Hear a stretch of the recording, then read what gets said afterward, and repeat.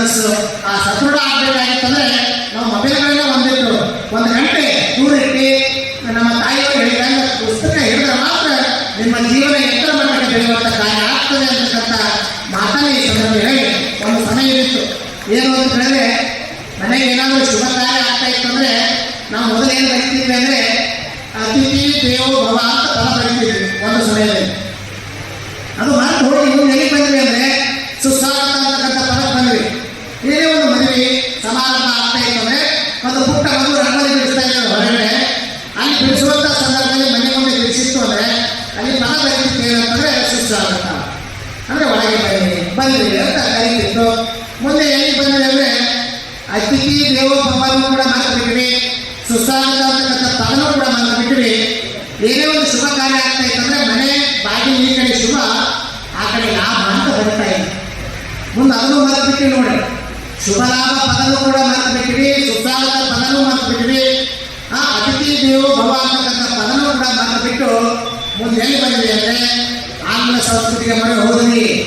ಇವತ್ತು ಸಣ್ಣ ಮಗು ರಂಗೋಲಿ ಬಿಡಿಸ್ತು ಅಂದ್ರೆ ಮೊದಲು ಬರೆಯುವಂಥ ಪದ ಏನು ಅಂತ ಹೇಳಿದ್ರೆ ಇವು 3 ಪದ ಬರೆಯಲಿಲ್ಲ, ವೆಲ್ಕಮ್ ಅಂತಕ್ಕಂಥ ಪದ ಬರೀತಾರೆ.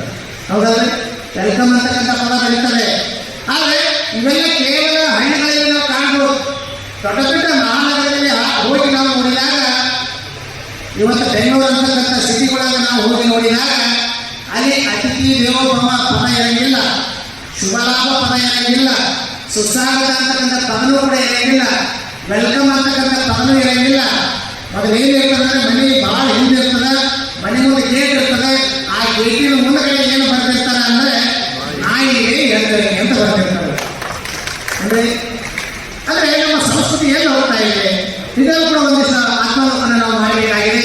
ಮತ್ತು ನಿಜವಾಗ್ಲೂ ಕೂಡ ನಾವು ಬಸವರಾಜರು ಬಹಳ ದೊಡ್ಡದಾಗಿರುವಂಥ ಪ್ರಯತ್ನ, ಇಷ್ಟೆಲ್ಲ ಸಾಧಕರಿಗೆ ಗುರುತಿಸುವಂಥ ಕಾರ್ಯ ಇದು ಸಾಮಾನ್ಯವಾಗಿರುವಂಥದ್ದಲ್ಲ. ಅವ್ರು ಹೇಗೆ ಮಾಡ್ತಾರೋ ಏನೋ ಗೊತ್ತಿಲ್ಲ, ಆದರೆ ಅವರ ಮನಸ್ಸು ಭಾಳ ನೋಡಿದೆ, ಅವರ ಮನಸ್ಸು ಭಾಳ ನೋಡ್ತಾರಂತೆ ಇಷ್ಟೆಲ್ಲ ಹೆಚ್ಚಿನ ಸಂಖ್ಯೆಯಲ್ಲಿ ಕಾರ್ಯ ಬಂದಿದ್ದಾರೆ. പക്ഷെ ನಿಮಗೆಲ್ಲ ಪ್ರೋತ್ಸಾಹ ಮಾಡುವಂಥ ಕಾರ್ಯವನ್ನು ಅವರು ಸುಮಾರು 6 ವರ್ಷಗಳ ಪರ್ಯಂತರವಾಗಿ ಮಾಡ್ತಾ ಇದ್ದಾರೆ. ಅವರಿಗೆ ಅನೇಕ ಆ ಭಗವಂತಿಗೆ ಹೆಚ್ಚಿನ ಒಂದು ಶಕ್ತಿಯನ್ನು ಕೊಳ್ಳಿ ಇಂಥ ಸಾಧಕರಿಗೆ ಇನ್ನೂ ಗುರುತಿಸುವಂಥ ಕಾರ್ಯವನ್ನು ಈ ಸಂಸ್ಥೆಗಳ ಮಾಡಲಿ ಅಂತಕ್ಕಂಥ ಮಾತನ್ನು ಶುಭ ಆಶಯವನ್ನು ಈ ಸಂದರ್ಭದಲ್ಲಿ ವ್ಯಕ್ತಪಡಿಸಿ, ಮುಂದಿನ ದಿನಗಳಲ್ಲಿ ನಮ್ಮ ಮನೆಯಲ್ಲಿ ಒಂದು ಪ್ರಶಸ್ತಿ ಪ್ರದಾನ ಇರ್ತದೆ. ಆ ಪ್ರಶಸ್ತಿ ಪ್ರದಾನಕ್ಕೆ ನಮ್ಮ ಬಸವರಾಜರಿಗೆ ನಾವು ಅಲ್ಲೇ ಪ್ರದಾನ ಮಾಡ್ತೀವಿ, ಬಸವಕಲ್ಯಾಣ ಮಹಾನಗರದಲ್ಲಿ ಅಂತಕ್ಕಂಥ ಮಾತನ್ನು ಈ ಸಂದರ್ಭ ಹೇಳ್ತಾ ನೋಡಿ, ಅವರಿಗೆ ಇಷ್ಟೆಲ್ಲ ಜನರಿಗೆ ಗುರುತಿಸುವಂಥ ಕೆಲಸ ಅವರು ಮಾಡ್ತಾ ಇದ್ದಾರೆ. ಅವರಿಗೆ ನಾವು ಕೂಡ ನಮ್ಮ ಭಾಗದಲ್ಲಿ ಗುರುತಿಸುವಂಥ ಕೆಲಸ ನಾವು ಮಾಡಬೇಕು ಅಂತಕ್ಕಂಥ ಮಾತನ್ನು ಈ ಸಂದರ್ಭ ಹೇಳಿ ಬಂದಂಥ ಎಲ್ಲ ಅತಿಥಿಗಳಿಗೆ ಅನುಭವಗಳಿಗೆ ಅನೇಕ ಅನುಭವದ ಮಾತುಗಳನ್ನು ಆಡಿದ್ದಾರೆ.